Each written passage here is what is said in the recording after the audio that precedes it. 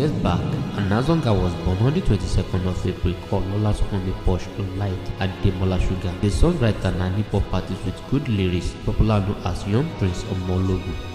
Every 22nd of April, it's all about you. Happy belated birthday to you.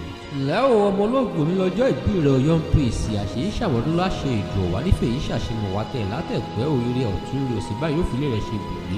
Wò jẹ́ ń ta kétékèrè ìlú ọ̀fọ̀n lé baba tó bí ọlọ́mọ. Ìlẹ́ ọmọ ìyẹ̀rọ ọ̀kìn ńlá lọ mí ọmọ ọlọ́fà àmọ̀jọ̀ ọmọ abiṣu jó pọ̀.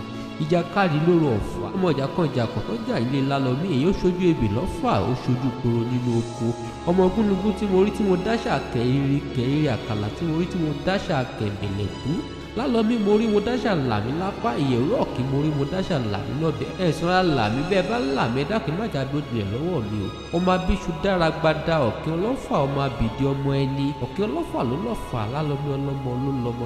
Ò Young Prince ó ti lẹ́kàn sínú ọdún yìí báyìí àlékún ire àlékún owó ìgbéga báyìí ló mọ̀ jẹ́ tirẹ̀ ní gbogbo ọ̀nà. Ó mọ lọrí ó mọ bọ̀ nítorí ìkọ́ ìkọ́mẹjù lẹ́sẹ̀ kó mọ́ rìn ìrìnà kì í ṣe ó báyìí kó mọ̀ lọ́jà mọ́ ní kókó báyìí lára ọ̀tá àìsàn ní sọ lọ́jọ́ ikú ìjòsè nípa ọláṣẹ Olódùmarè. Ìwé ọdún tó ń bọ̀ nínú owó ńlá nínú ilé ńlá nínú ọkọ̀ bọ̀gìnì bó ti rí fún ọ̀nà Young Prince Omologu.